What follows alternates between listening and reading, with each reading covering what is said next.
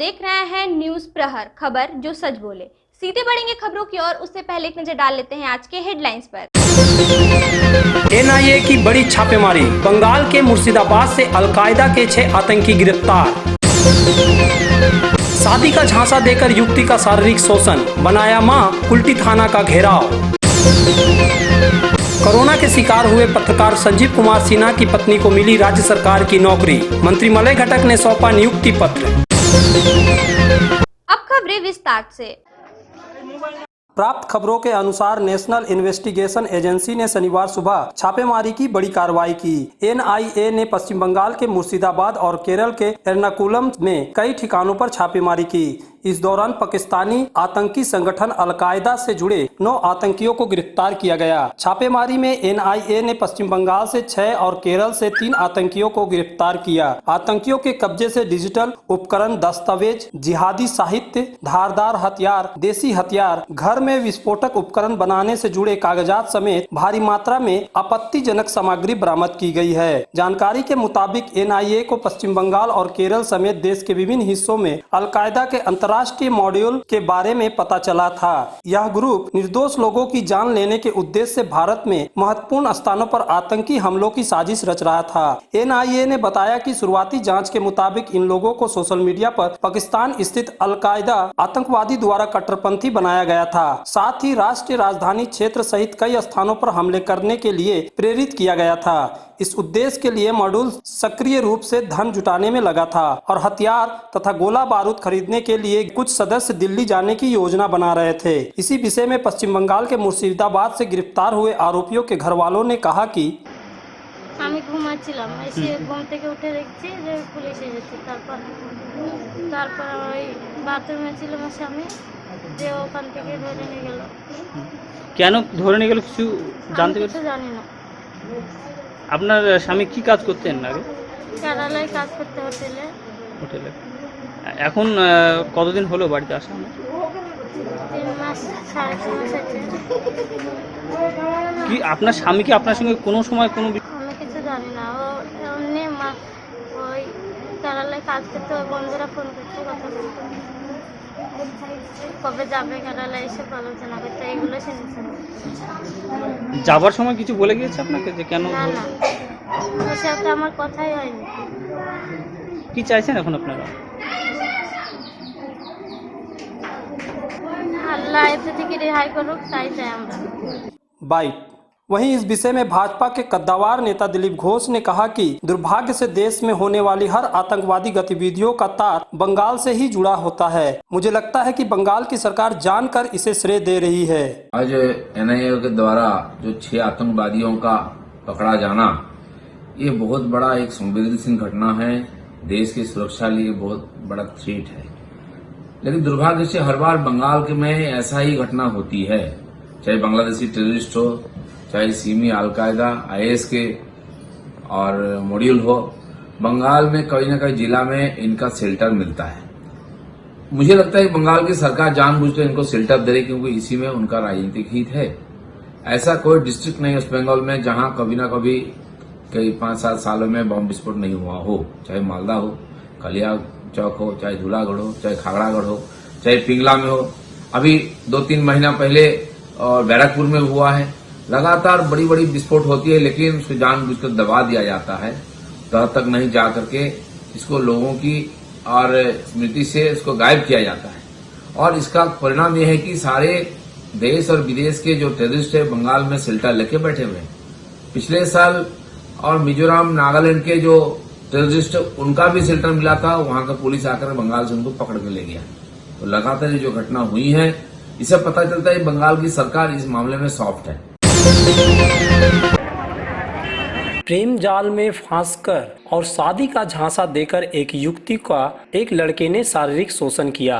लेकिन उसने शादी करने से इनकार कर दिया। इस बीच लड़की ने एक शिशु को जन्म दिया। बावजूद इसके आरोपी शादी करने से लगातार इनकार करता रहा। लड़की ने इस संबंध में कुल्टी थाने में पिछले 15 अप्रैल को शिकायत भी दर्ज कराई, लेकिन 5 महीने बीतने के बाद भी पुलिस ने आरोपी के खिलाफ कोई कार्रवाई नहीं की। तब पीड़िता ने तृणमूल कांग्रेस के युवा नेता विश्वजीत चटर्जी को अपनी आपबीती बताई। लड़की को न्याय दिलाने के लिए शनिवार को युवा तृणमूल कांग्रेस के प्रदेश महासचिव विश्वजीत चटर्जी के नेतृत्व में कुल्टी थाने के सामने धरना प्रदर्शन किया गया। इस दौरान पुलिस के खिलाफ नारेबाजी की गई। लड़की को न्याय दिलाने की मांग की गई।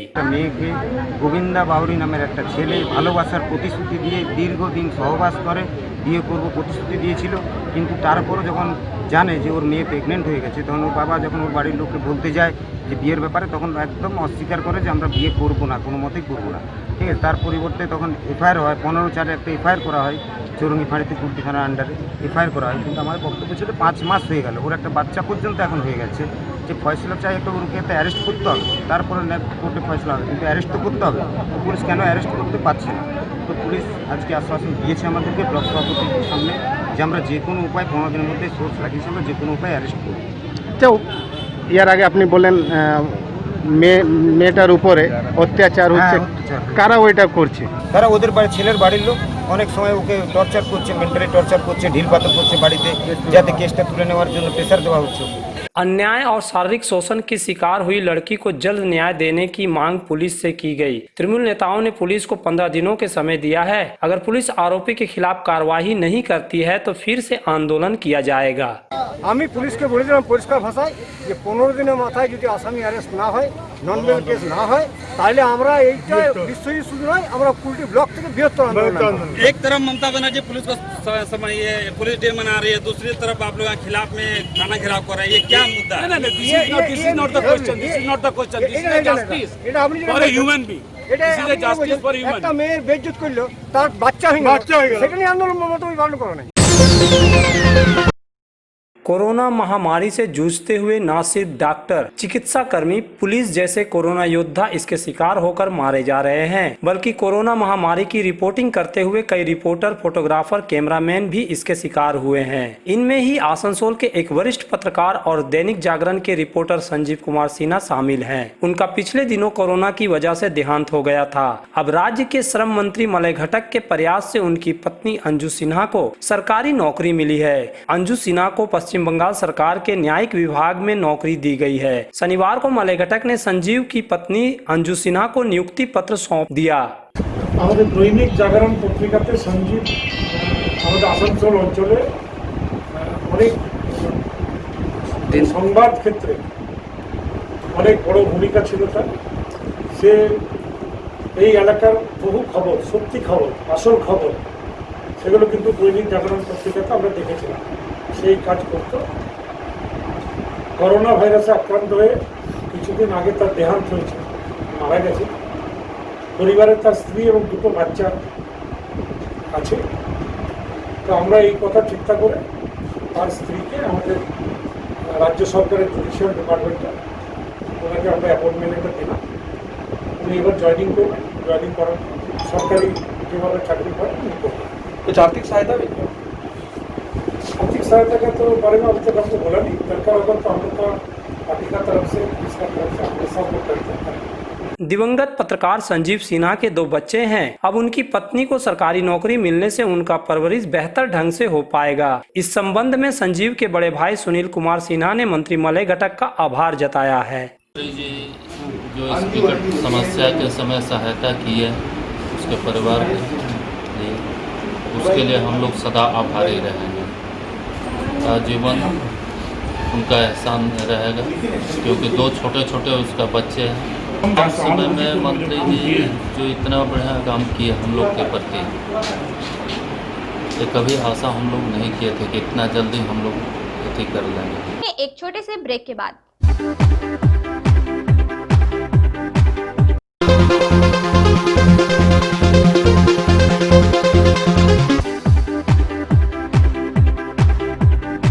ब्रेक के वापसी के बाद स्वागत है। आसनसोल रेलपार इलाके में आसनसोल नगर निगम के अधीन वार्ड नंबर 26 में जरूरतमंदों को त्रिपाल बांटा गया। वार्ड की पार्षद नूर रफत परवीन के नेतृत्व में आयोजित इस कार्यक्रम में मुख्य अतिथि के तौर पर राज्य के श्रम मंत्री मलय घटक मौजूद थे। उन्होंने अपने हाथों से लोगों को त्रिपाल बांटे। करीब 150 लोगों को त्रिपाल बांटा गया। इस मौके पर मलय घटक ने कहा कि वे सदा इलाके के लोगों के दुख सुख में साथ बने रहेंगे और लोगों की सेवा करते रहेंगे। साथ ही उन्होंने कहा कि तृणमूल कांग्रेस के शासन में राज्य के लोगों को मुफ्त में राशन मिलता है और मुफ्त में कोरोना का इलाज होता है। खाली रेल पर नहीं, पूरे बंगाल में तृणमूल कांग्रेस छोड़कर और ममता बनर्जी छोड़कर जनता का साथ, जनता का सेवा और कोई भी पार्टी नहीं किया, कोई भी पार्टी नहीं किया। हम लोग कोशिश किया रेशन जरूरतमंद के घर में पहुंचाने के लिए। हम लोग का चीफ मिनिस्टर ममता बनर्जी पूरा 1 साल के लिए रेशन फ्री कर दिया और ये भी ऐलान किया कि 2021 में जब तीसरा बार के लिए तृणमूल कांग्रेस का सरकार बनेगा तो पश्चिम बंगाल में रहने वाले जितने आदमी है सभी का रेशन जिंदगी भर के लिए फ्री कर दिया जाएगा। राज्य के श्रम और कानून मंत्री मलय घटक ने शनिवार को आसनसोल में कई कार्यक्रमों में हिस्सा लिया। इस दौरान वो आसनसोल के रेल पार की नूरानी मस्जिद के इमाम से मुलाकात करने भी पहुंचे। उन्होंने नूरानी मस्जिद के इमाम मौलाना इमदादुल्ला रशीदी से मिलकर उनकी दुआ ली। इस दौरान दोनों ने एक दूसरे की खैरियत पूछी। मंत्री मलय घटक ने कहा कि वह बस इमाम से दुआ लेने आए थे। हम तो इमाम साहब को दुआ लेने आए। हमारे लिए भाई ये बहुत खुशी की बात है कि जब कभी ऐसा मौका होता है कि हमारे वीडियो आ जाते हैं तो हमें ऐसा लगता है कि हमारे बड़े भाई हैं। ऐसे ये खुशी की बात है और ऐसी बात मतलब ये दिल की गहराई से हमको मुबारकबाद देते हैं और दुआ करते हैं कि इन्हें और कामयाबी मिले, ये और आला मकाम पाएँ। समझा कि मेरी दुआ इनके साथ है। खबरों को समाप्त करने से पहले फिर से एक नजर डाल लेते हैं आज के हेडलाइंस पर। NIA की बड़ी छापेमारी, बंगाल के मुर्शिदाबाद से अलकायदा के 6 आतंकी गिरफ्तार। शादी का झांसा देकर युवती का शारीरिक शोषण, बनाया मां उल्टी थाना का घेराव। कोरोना के शिकार हुए पत्रकार संजीव कुमार सिन्हा की पत्नी को मिली राज्य सरकार की नौकरी, मंत्री मलय घटक ने सौंपा नियुक्ति पत्र। शिल्पांचल के विभिन्न महत्वपूर्ण खबरों को जानने के लिए रोजाना देखना न भूलिए न्यूज़ प्रहर, खबर जो सच बोले। नमस्कार।